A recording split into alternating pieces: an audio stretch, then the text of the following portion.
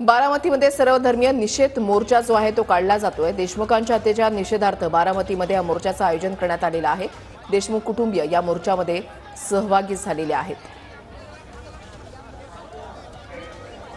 कृष्ण आंधळे अजूनही फरार आहे, त्याचा शोध अजूनही लागलेला नाही। त्याच्यावरून प्रश्न अनेक उपस्थित केले जात आहेत।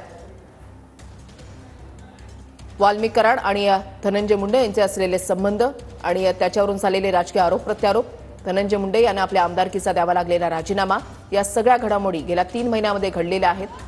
मात्र मारेकरांना कठोरातली कठोर शिक्षा झाली पाहिजे ही मागणी अजूनही समाजाच्या राज्याच्या प्रत्येक कानाकोपऱ्यामधून केली जाते, सर्व धर्मियांकडून केली जाते आणि त्यामुळेच बारामतीमध्ये सर्वधर्मीय निषेध मोर्चाचं आयोजन या ठिकाणी करण्यात आलेलं आहे।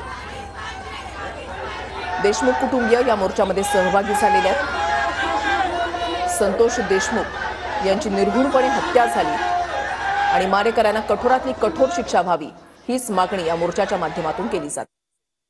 युगेंद्र दादा, खरं तर आज मोर्चात सहभागी झालेले आहेत। 3 महिने झाले हत्येला, अद्याप एक आरोपी फरार आहे। कसं पाहताय आणि आजच्या मोर्चाचं काय नक्की?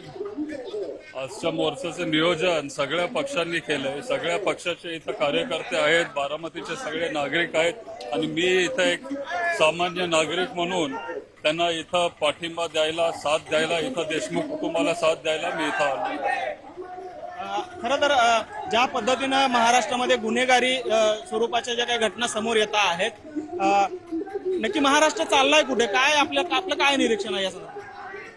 महाराष्ट्र कधी असाच नव्हता, असा नव्हता। आपण सुसंस्कृत महाराष्ट्र म्हणून म्हणतो, पण जे काही महाराष्ट्रामध्ये चाललंय, ते बीड असेल, आता पुण्यात असेल, आपल्या जिल्ह्यात असेल, हे सगळं आता कुठंतरी थांबलं पाहिजे। धक्कादायक गोष्टी सगळीकडे घडतायत आणि ते थांबलं पाहिजे। सामान्य लोकांना न्याय मिळाला पाहिजे, हीच आमची भूमिका आहे।